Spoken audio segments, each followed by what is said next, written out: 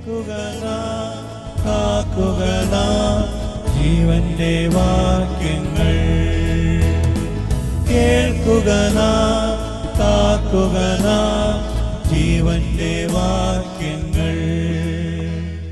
കേൾക്കുക കാക്കുക ജീവന്റെ വാക്യങ്ങൾ.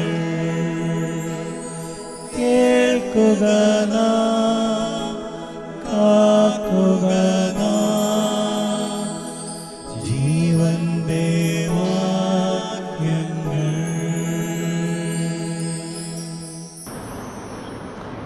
Praise the Lord. ദൈവനാമത്തിൻ്റെ മഹത്വം ഉണ്ടാകട്ടെ. ഇന്ന് രാത്രിയിൽ നമുക്ക് ദൈവവചന പഠനത്തിനായി ഈ നിലയിൽ കൂടിയിരുവാൻ കർത്താവ് നൽകിയ അവസരത്തെ ഓർത്ത് ഞാൻ ദൈവത്തിന് സ്തോത്രം ചെയ്യുന്നു. ഏവർക്കും യേശുക്രിസ്തുവിൻ്റെ നാമത്തിലുള്ള സ്നേഹവന്ദനം അറിയിക്കുന്നു. പകലിൽ കർത്താവ് നമ്മളെ അത്ഭുതകരമായി സൂക്ഷിക്കുകയും പരിപാലിക്കുകയും ചെയ്തതുകൊണ്ട് ദൈവത്തിൽ വളരെ നന്ദിയോടും അപ്പോൾ തന്നെ കർത്താവിൻ്റെ പാദത്തിൽ ഇരുന്ന് പഠിക്കണമെന്നുള്ള വളരെ ആത്മാർത്ഥമായ ആഗ്രഹത്തോടും കൂടെയാണ് നമ്മളെല്ലാവരും ദൈവസന്നിധിയിലായിരിക്കുന്നത്. അല്പസമയം നമുക്ക് ദൈവസന്നിധിയിൽ വളരെ പ്രാർത്ഥനയോടുകൂടെ ആയിരിക്കാം. അങ്ങനെയാണെങ്കിൽ ദൈവാത്മാവ് നമ്മോട് സംസാരിക്കും. നാം തുടങ്ങിയ തിമോഥെയോസിൻ്റെ 1-ാം ലേഖനത്തിൻ്റെ പഠനം വിജയകരമായി പൂർത്തീകരിക്കാൻ കർത്താവ് കൃപ നൽകും എന്നുള്ളതിൽ യാതൊരു സംശയമില്ല. പ്രാരംഭത്തിൽ ഒരു ക്ലാസ് കഴിയുമ്പോൾ അടുത്ത ക്ലാസ് ആരംഭിക്കുന്നത് സാധാരണ ചില ചോദ്യങ്ങളൊക്കെ ചോദിച്ചുകൊണ്ടാണ്. അതുകൊണ്ട് അങ്ങനെ തന്നെ ആരംഭിക്കാമെന്നാണ് ഞാൻ ആഗ്രഹിക്കുന്നത്. പുസ്തകത്തിൽ നമ്മൾ പഠിച്ച വിഷയങ്ങളിലേക്ക് വരുന്നതിന് മുമ്പ് നമ്മുടെ പഠനത്തിൻ്റെ ഒരു റിക്വയർമെൻ്റ് ഉണ്ട്. നമ്മൾ ദൈവവചനം പഠിക്കുമ്പോൾ, പ്രത്യേകിച്ച് നമ്മൾ തിമോഥെയോസിൻ്റെ 1-ാം ലേഖനം പഠിച്ചു തുടങ്ങിയപ്പോൾ ഒരു 1-2 റിക്വയർമെൻറ്റ്സ് ഞാൻ പറഞ്ഞിരുന്നു. അതെന്തൊക്കെയാണെന്ന് ഓർമ്മയുണ്ടോ? ഒന്ന്, നമ്മൾ അതിൽ 2 കാര്യങ്ങൾ നമ്മൾ ഭവനത്തിൽ നിന്ന് തുടങ്ങുമ്പോൾ തന്നെ ആവശ്യമായിരിക്കുന്ന റിക്വയർമെൻറ്റാണ്. ഒന്ന്, നമ്മളിവിടെ വന്നതിന് ശേഷം. അപ്പോൾ 3 റിക്വയർമെൻറ്റ്സ് അതിനോടുള്ള ബന്ധത്തിൽ ഞാൻ കഴിഞ്ഞ ക്ലാസ്സിൽ സൂചിപ്പിച്ചു. അത് 1, 2, 3 എന്ന് പറഞ്ഞ് ഞാൻ സൂചിപ്പിച്ചില്ല, എങ്കിലും ഞാൻ അതെല്ലാം പറഞ്ഞിട്ടുണ്ട്. അതുകൊണ്ട് ആ റിക്വയർമെൻറ്റ്സ് എന്തൊക്കെയെന്ന് നമ്മുടെ മനസ്സിലുണ്ടെങ്കിൽ ഒന്ന് പറയാമോ? Very good. നിങ്ങളത് പറഞ്ഞു. വായിക്കണമെന്ന് പറഞ്ഞു. നമ്മൾ പുസ്തകം വായിക്കണം എന്ന് പറഞ്ഞു. പിന്നെ മറ്റൊരു റിക്വയർമെൻറ്റ് വീട്ടിൽ നിന്ന് തന്നെ ചെയ്തു വരേണ്ട.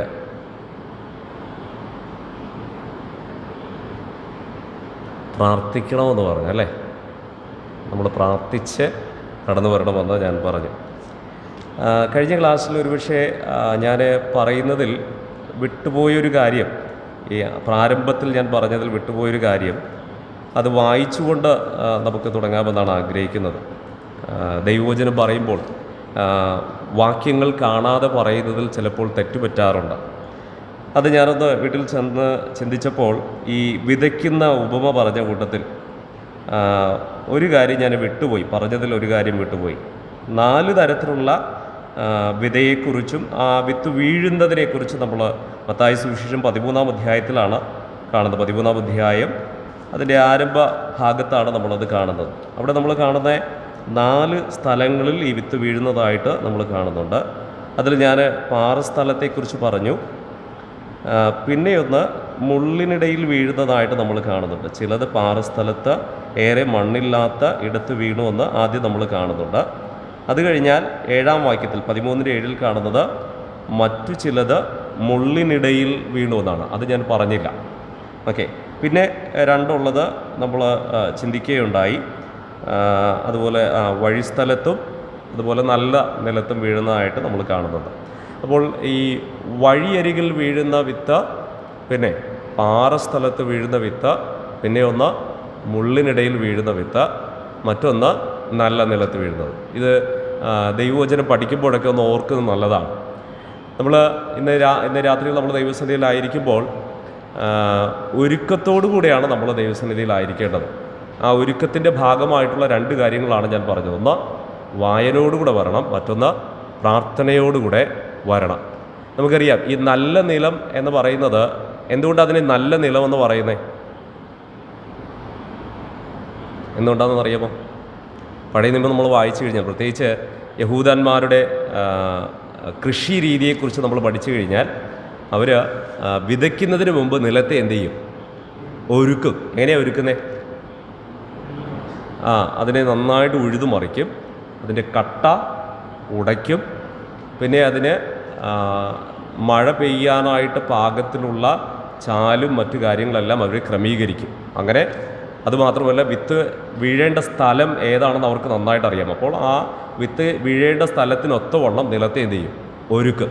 എന്ന് പറഞ്ഞതുപോലെ കർത്താവ് പറഞ്ഞ കേൾവിക്കാർ അനേകരുണ്ട്, പക്ഷേ അത് നല്ല നിലത്ത് വീഴുന്നുണ്ടോ ഇല്ലയോ എന്നുള്ളത് ആ കേൾവിക്കാരാണ് ഉറപ്പുവരുത്തേണ്ടത്. അപ്പോൾ ഇന്ന് രാത്രിയിൽ കേൾവിക്കാരായിട്ട് നമ്മൾ ദൈവസന്നിധിയിലായിരിക്കുമ്പോൾ ദൈവത്തിൻ്റെ വചനം വീഴുന്നത് നല്ല നിലത്ത് അല്ല എങ്കിൽ എന്തുണ്ടാകില്ല?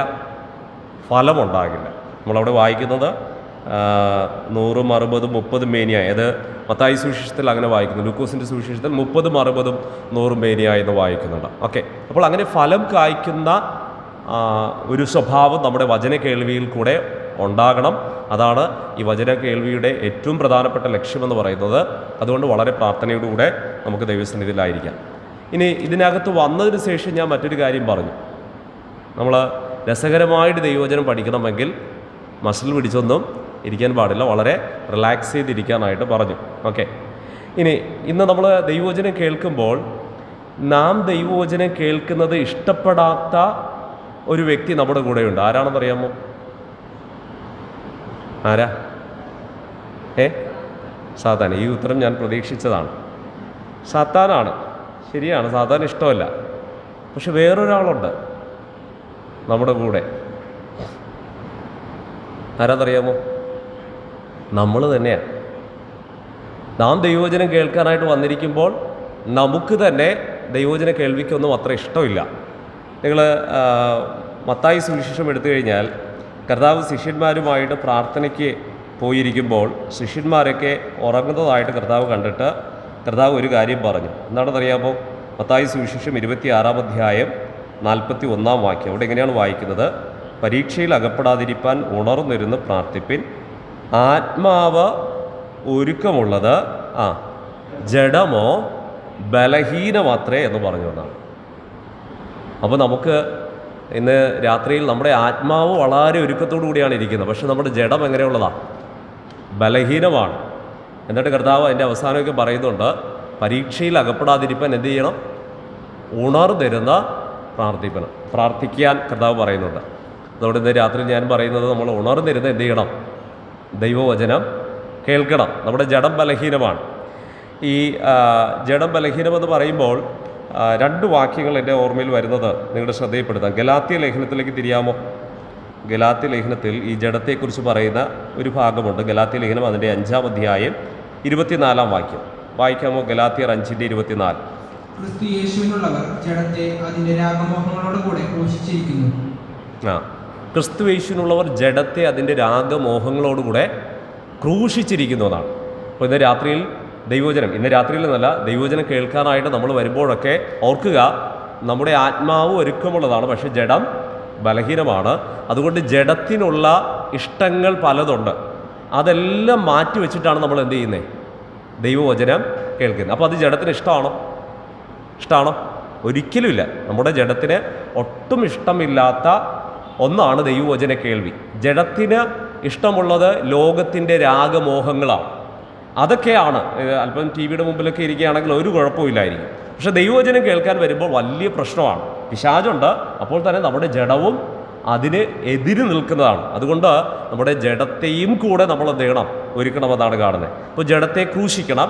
ഇനി മറ്റൊരു കാര്യം, കൊലോസ്യ ലേഖനം 3:9-10 വാക്യങ്ങളൊന്ന് വായിക്കാൻ പോലെ. കൊലോസ്യ ലേഖനം 3:9-10. നിങ്ങൾ പഴയ മനുഷ്യനെ അവന്റെ പ്രവർത്തികളോട് കൂടെ ഉരിഞ്ഞു കളഞ്ഞു, തന്നെ സൃഷ്ടിച്ചവന്റെ പ്രതിപ്രകാരം പരിജ്ഞാനത്തിനായി പുതുക്കം പ്രാപിക്കുന്ന പുതിയ മനുഷ്യനെ ധരിച്ചിരിക്കുന്നുവല്ലോ. നമുക്ക് പുതിയ മനുഷ്യനുമുണ്ട്, പിന്നെ പഴയ മനുഷ്യനുമുണ്ട്. അപ്പോൾ ഇന്ന് നമ്മൾ ആരോടൊപ്പം അവതരിക്കുന്നത്? നമ്മുടെ പഴയ മനുഷ്യനും നമ്മിൽ തന്നെ ഉണ്ട്. പക്ഷെ പഴയ മനുഷ്യൻ എന്ത് ചെയ്യണമെന്ന് അവിടെ പറഞ്ഞിരിക്കുന്നത്? ഉരിഞ്ഞു കളയണമെന്ന്. അപ്പോൾ ഈ പഴയ മനുഷ്യൻ ഇങ്ങനെ നമ്മളെ തികട്ടിക്കൊണ്ടിരിക്കും. ദൈവവചനം കേൾക്കേണ്ട, ബോറിംഗ് ആയിട്ട് വിരസിപ്പിക്കുന്ന പല ചിന്തകളും കൊണ്ടുവരും. അതുകൊണ്ട് നമ്മൾ പ്രാർത്ഥിച്ചൊരുങ്ങി വന്നിട്ടുണ്ടെങ്കിൽ, ദൈവവചനം വായിച്ചൊരുങ്ങി വന്നിട്ടുണ്ടെങ്കിൽ തന്നെ നമ്മുടെ ജഡം ബലഹീനമാണ്. ജഡം രാഗമോഹങ്ങളെയാണ് വളരെ ആസ്വദിക്കുന്നത്. ദൈവവചനം ഒട്ടും ആസ്വദിക്കുന്നില്ല. പഴയ മനുഷ്യന് ഇഷ്ടം ലോകത്തിൻ്റെ ഇഷ്ടങ്ങളാണ്, ലോകത്തിൻ്റെ ആദിപാഠങ്ങളാണ്. ദൈവവചനത്തിൻ്റെ പാഠങ്ങൾ ഒരിക്കലും പഴയ മനുഷ്യന് ഇഷ്ടമില്ല. അതുകൊണ്ട് തന്നെ നമ്മളെ പിൻവലിപ്പിക്കുന്ന ഒരുപാട് ചിന്തകൾ നമ്മുടെ ഇടയിൽ കൊണ്ടുവരാനുള്ള സാധ്യതയുണ്ട്. അതുകൊണ്ട് മുൻവിധിയൊക്കെ മാറ്റിവെച്ച് ഒരു വിധിക്കുന്ന ഒരു സ്വഭാവത്തോടെയുള്ള ദൈവവചനത്തോട് അരുളി ചെയ്യണമേ അടിയനിതാ എന്ന് പറയുന്ന മനോഭാവത്തോടെ, അതുമാത്രമല്ല ഈ വചന കേൾവി എൻ്റെ ജീവിതത്തിൽ പ്രയോജനം ചെയ്ത് ഞാൻ ആത്മീയമായിട്ട് വളരുവാൻ ഇടവരണം എന്നുള്ള പ്രാർത്ഥനയോടുകൂടി ആയിരിക്കണം. പൗലോസ് തന്നെ ഈ ജഡത്തെക്കുറിച്ച് പറയുന്നത് നോക്കുക.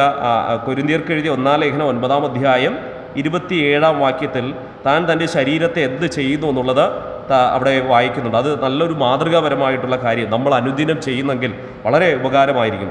കൊരിന്ത്യർക്ക് എഴുതിയ 1 ലേഖനം 9 അധ്യായം 27 വാക്യം വായിക്കാമോ? മറ്റുള്ളവരോട് പ്രസംഗിച്ച ശേഷം ഞാൻ തന്നെ കൊള്ളരുതാത്തവനായി പോകാതിരിക്കേണ്ടതിന് എൻ്റെ ശരീരത്തെ ദണ്ഡിപ്പിച്ച് അടിമയാക്കുകയത്ര ചെയ്യുന്നു. അവിടെ പൗലോസ് പറയുന്നത് ഞാൻ എൻ്റെ ശരീരത്തെ ഡിസിപ്ലിൻ ചെയ്യുന്ന ഒന്നാണ്, ട്രെയിൻ ചെയ്യുന്ന ഒന്നാണ്. അപ്പോൾ നമ്മൾ ഈ ദിവസങ്ങളിലൊക്കെ ദൈവവചനം പഠിക്കുമ്പോൾ പ്രയോജനകരമായി തീരണമെങ്കിൽ, ആത്മീക ഫലം നമ്മിൽ ഉളവാകണമെങ്കിൽ നമ്മുടെ ശരീരത്തെ കൂടെ നമ്മളെ ഒന്ന് ക്രമീകരിക്കേണ്ടതുണ്ട്. നമ്മുടെ ജഡത്തെ ഒന്ന് നമ്മൾ മെരുക്കേണ്ടതായിട്ടുണ്ട്. ഓക്കെ, അതിനായിട്ട് ദൈവകൃപയിൽ ആശ്രയിച്ചുകൊണ്ട് നമുക്ക് ദൈവസന്നിധിയിലായിരിക്കാം. ദൈവവചന പഠനത്തിലേക്ക് നമുക്ക് പ്രവേശിക്കാം. ഓക്കെ, തിമോഥെയോസിൻ്റെ 1 ലേഖനം പഠിച്ചപ്പോൾ നമ്മൾ കണ്ട ചില കാര്യങ്ങൾ കഴിഞ്ഞ ക്ലാസ്സിൽ ഞാൻ അല്പം വേഗത്തിൽ പോയി. അതുകൊണ്ട് ഒന്ന് നിർത്തിപ്പോകണമെന്ന് ഞാൻ ആഗ്രഹിക്കുന്നുണ്ട്. ഇതൊക്കെ നമ്മൾ അറിയാമെന്നുള്ള വിഷയങ്ങളായതുകൊണ്ട് ഇതിലേക്ക് ഞാൻ തുടർന്ന് പോകുവാനായിട്ട് ആഗ്രഹിക്കുന്നില്ല. തിമോഥെയോസിൻ്റെ ലേഖനത്തിൻ്റെ എഴുത്തുകാരൻ ആരാണെന്ന് നമ്മൾ കണ്ടു. ആരാണ് തിമോഥെയോസിൻ്റെ ലേഖനം എഴുതിയിരിക്കുന്നത്? അപ്പോസ്തലനായ പൗലോസാണെന്നുള്ളത് നമ്മൾ ചിന്തിക്കുകയുണ്ടായി. ഇനി ഈ ലേഖനം ആർക്കാണ് എഴുതിയതെന്ന് നമ്മൾ കഴിഞ്ഞു. അതിനു മുമ്പ് ഇതിൻ്റെ കാലഘട്ടം ചിന്തിച്ചു. ഏത് കാലഘട്ടത്തിലാണ് ഇത് എഴുതിയിരിക്കുന്നത് നമ്മൾ കണ്ടു. ഏത് കാലഘട്ടത്തിലാണ്? ഒരു കാര്യം ഓർത്തിരുന്നാൽ മതി. പൗലോസിൻ്റെ 1ാമത്തെ കാരാഗ്രഹവാസത്തിന് ശേഷവും 2ാമത്തെ കാരാഗ്രഹവാസത്തിന് മുൻപ്. ഓക്കെ, പൗലോസിൻ്റെ 1ാമത്തെ കാരാഗ്രഹവാസത്തിന് ശേഷവും 2ാമത്തെ കാരാഗ്രഹവാസത്തിന് മുൻപുമാണ് ഈ തിമോഥെയോസിൻ്റെ ലേഖനം എഴുതിയിരിക്കുന്നത്. ഏതാണ്ട് AD 63 മുതൽ 67 വരെയുള്ള കാലഘട്ടത്തിനിടയിലായിരിക്കാം ഈ ലേഖനം എഴുതിയിരിക്കുന്നത്. 1ാമത്തെ കാരാഗ്രഹവാസത്തിന് ശേഷം പൗലോസ് റിലീസായി വിടുതൽ പ്രാപിച്ചുവെന്ന് നമ്മൾ അപ്പോസ്തല പ്രവൃത്തിയുടെ പുസ്തകം 28-ാം അധ്യായം അനുസരിച്ച് മനസ്സിലാക്കുന്നുണ്ട്. അത് കഴിഞ്ഞ് AD 67 വരെയുള്ള കാലഘട്ടങ്ങളിൽ തനിക്ക് സ്വതന്ത്രമായിട്ട് യാത്ര ചെയ്യാൻ കഴിഞ്ഞു. ആ ഒരു കാലഘട്ടത്തിലായിരിക്കാം പൗലോസ് ഈ ലേഖനം എഴുതിയിരിക്കുന്നത്. വേദപണ്ഡിതന്മാർ അഭിപ്രായപ്പെടുന്നത് AD 64 ഈ ലേഖനം എഴുതിയിരിക്കുക എന്നാണ്. ഓക്കെ, ഇനി തിമോഥെയോസിനെ കുറിച്ച് ചില കാര്യങ്ങൾ നമ്മൾ കണ്ടു. തിമോഥെയോസിൻ്റെ മാതാവും പിതാവും, അവർ മാതാവ് യഹൂദ സ്ത്രീയാണെങ്കിലും പിതാവ് യവനനായിരുന്നു എന്നുള്ളതൊക്കെ നമ്മൾ ചിന്തിച്ചു. അതുമാത്രമല്ല തൻ്റെ മാതാവും അതുപോലെ വല്യമ്മച്ചിയും അവർ വിശ്വാസികളായിരുന്നു എന്നുള്ളത് നമ്മൾ കണ്ടു. തിമോഥെയോസ് ബാല്യം മുതൽ തന്നെ തിരുവെഴുത്തുകളെ പഠിച്ച വ്യക്തിയാണ്, നല്ല നിശ്ചയമുള്ള വ്യക്തിയാണെന്നുള്ളത് നമ്മൾ കണ്ടു. അവിടെ നിന്നൊരു കാര്യം സന്ദർഭവശാൽ ഞാനിന്ന് പറഞ്ഞു പോകാം. നമ്മുടെ കുഞ്ഞുങ്ങൾ അവർ ദൈവവചനം പഠിച്ച് നിശ്ചയം പ്രാപിക്കുന്നവരാണെന്ന് ഉറപ്പുവരുത്തുന്ന അമ്മമാർ ഈ കാലഘട്ടത്തിൽ വളരെ ആവശ്യമാണ്. പിതാക്കന്മാർക്ക് ആ ഉത്തരവാദിത്വമുണ്ട്. അപ്പോൾ തന്നെ അമ്മമാർ അത് ശ്രദ്ധിക്കുന്നത് വളരെ നന്നാണ്. ഓക്കെ, ഇനി പൗലോസും തിമോഥെയോസും തമ്മിൽ കണ്ടുമുട്ടുവാനുണ്ടായ സാഹചര്യത്തെക്കുറിച്ച് നമ്മൾ കഴിഞ്ഞ ക്ലാസ്സിൽ ചിന്തിച്ചു. അത് ലുസ്ത്രയിൽ വെച്ചാണ്. തൻ്റെ 1ാമത്തെ മിഷണറി യാത്രയാണെന്ന് നമ്മൾ കാണുകയുണ്ടായി. പൗലോസ് 3 മിഷണറി യാത്രകൾ നടത്തിയിട്ടുള്ളതായി അപ്പോസ്തല പ്രവൃത്തികളുടെ അടിസ്ഥാനത്തിൽ നമ്മൾ മനസ്സിലാക്കുന്നുണ്ട്. അതിൽ 1ാമത്തെ മിഷണറി യാത്രയിൽ തന്നെ തിമോഥെയോസുമായിട്ട് ബന്ധം സ്ഥാപിക്കുവാൻ സാധ്യതയുണ്ട്. അങ്ങനെ തന്നെ ആയിരിക്കാം 1ാമത്തെ മിഷണറി യാത്രയിൽ തന്നെയായിരിക്കാം പൗലോസ് തിമോഥെയോസിനെ വിശ്വാസത്തിൽ ജനിപ്പിച്ചതെന്ന് നമ്മൾ കഴിഞ്ഞ ക്ലാസ്സിൽ ചിന്തിക്കുകയുണ്ടായി. തൻ്റെ 2ാം മിഷണറി യാത്ര മുതൽ പൗലോസിൻ്റെ സന്തത സഹചാരിയാണ് ആരാ? തിമോഥെയോസ്. ഓക്കെ, 1ാം മിഷണറി യാത്രയിൽ പൗലോസിൻ്റെ മകനായി അഥവാ വിശ്വാസത്തിൽ നിജപുത്രനായിട്ട് തീർന്നു, അല്ലെങ്കിൽ വിശ്വാസത്തിൽ ജനിപ്പിച്ചു, വിശ്വാസിയായി തീർന്നു.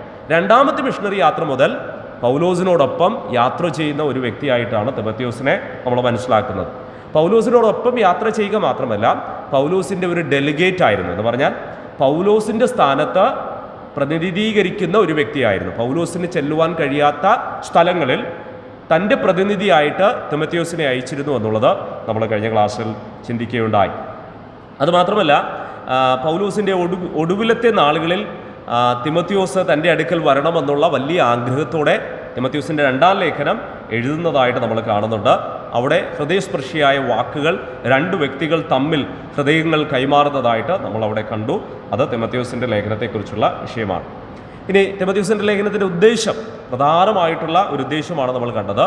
തിമോഥെയോസിനെ ധൈര്യപ്പെടുത്തുക, തിമോഥെയോസിനെ പ്രോത്സാഹിപ്പിക്കുക. ഇതാണ് പൗലോസിൻ്റെ ഉദ്ദേശം. ഒന്നാമത്തെ കാരാഗ്രഹവാസത്തിൽ നിന്ന് താൻ റിലീസായി വന്നിട്ട് എഫെസോസ് സന്ദർശിച്ചു. ആരാ എഫെസോസ് സന്ദർശിച്ചേ? പൗലോസ്. ആരോടൊപ്പം സന്ദർശിച്ചു? തിമോഥെയോസിനോടൊപ്പം. എന്നാൽ എഫെസോസിൽ തുടർന്ന് നിൽക്കാൻ കഴിയാത്ത സാഹചര്യം പൗലോസിനുണ്ടായതുകൊണ്ട് പൗലോസ് ഒരാളെ എഫെസോസിൽ വിട്ടേച്ചു പോയി. അതാണ് ആരാ? തിമോഥെയോസ്. ഓക്കെ, അപ്പോൾ എഫെസോസിൽ തിമോഥെയോസ് ആയിരിക്കുമ്പോഴാണ് തിമോഥെയോസിൻ്റെ ഒന്നാം ലേഖനം എഴുതുന്നു എന്നുള്ളത് നമ്മൾ കഴിഞ്ഞ ക്ലാസ്സിൽ ചിന്തിച്ചതാണ്.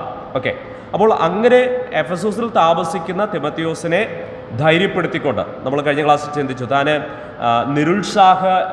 നിരുത്സാഹിയാകാൻ സാധ്യതയുള്ളൊരു സാഹചര്യം അന്നുണ്ടായിരുന്നു. എന്ന് പറഞ്ഞാൽ നീറോ ചക്രവർത്തിയുടെ പീഡനം തുടങ്ങുന്ന നാളുകളാണെന്ന്.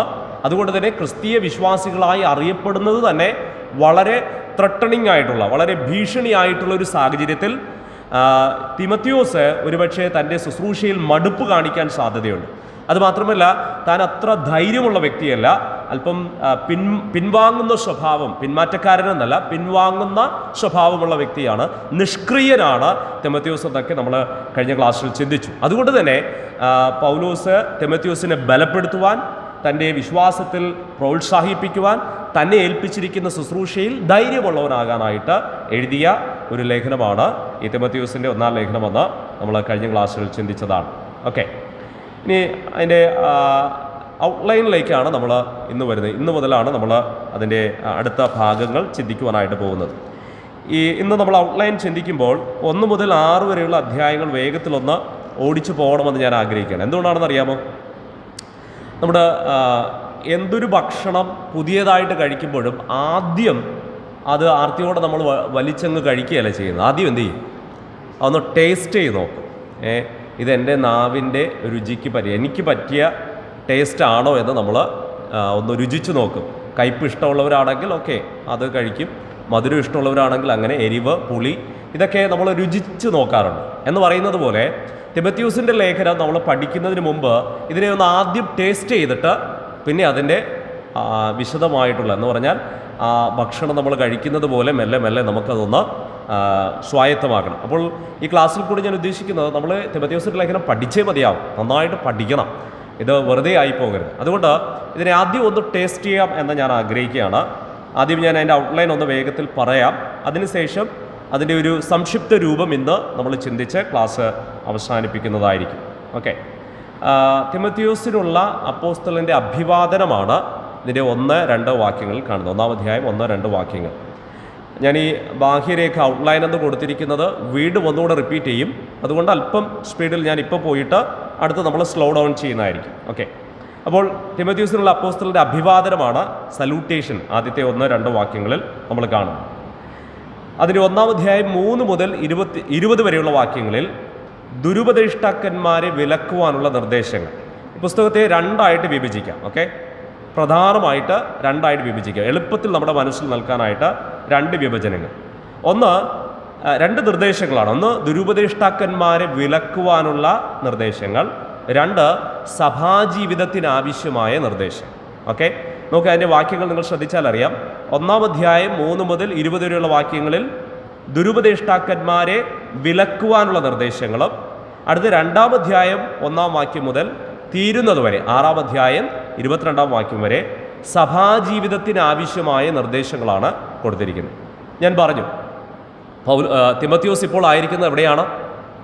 എഫെസോസിലാണ്. എഫെസോസിൽ ദുരുപദേഷ്ടാക്കന്മാർ കടന്നു വരുമെന്ന് പൗലോസ് തന്നെ നേരത്തെ മുന്നറിയിപ്പ് നൽകി. അതെവിടെയാണ് നമ്മൾ കാണുന്നത്? അപ്പോസ്തല പ്രവൃത്തികൾ. ഏത് അധ്യായം എന്നറിയാമോ? കഴിഞ്ഞ ക്ലാസ്സിൽ ഞാൻ ചെറുതായിട്ടൊന്ന് സൂചിപ്പിച്ചു. അപ്പോസ്തല പ്രവൃത്തികളുടെ പുസ്തകം 20-ാം അധ്യായം. ആ വാക്യം ഒന്ന് വായിക്കാം. ആ വാക്യം വായിച്ചാൽ ഒന്നുകൂടെ നമ്മുടെ മനസ്സിൽ അത് നിൽക്കും. അപ്പോസ്തല പ്രവൃത്തികളുടെ പുസ്തകം 20-ാം അധ്യായം 29-ാം വാക്യം ഒന്ന് വായിക്കാമോ? 28ഉം 29. നിങ്ങളെ തന്നെയും താൻ സ്വന്തം രക്തത്താൽ സമ്പാദിച്ചിരിക്കുന്ന ദൈവത്തിന്റെ സഭയെ മേയ്പാൻ പരിശുദ്ധാത്മാവ് നിങ്ങളെ അധ്യക്ഷരാക്കി വെച്ച ആട്ടിൻകൂട്ടം മുഴുവനെയും സൂക്ഷിച്ചുകൊള്ളുകയും ഞാൻ പോയ ശേഷം ആട്ടിൻകൂട്ടത്തെ ആദരിക്കാത്ത കൊടിയ ചെന്നായ്ക്കൾ നിങ്ങളുടെ ഇടയിൽ കടക്കുമെന്ന് ഞാൻ അറിയുന്നു. അടുത്ത വാക്യം കൂടെ വായിക്കാമോ? ഞാൻ പോയി ശിഷ്യന്മാരെ തങ്ങളുടെ പിന്നാലെ വലിച്ചു കളവാനായി വിപരീതോപദേശം പ്രസ്താവിക്കുന്ന പുരുഷന്മാർ നിങ്ങളുടെ ഇടയിൽ നിന്നും എഴുന്നേൽക്കും.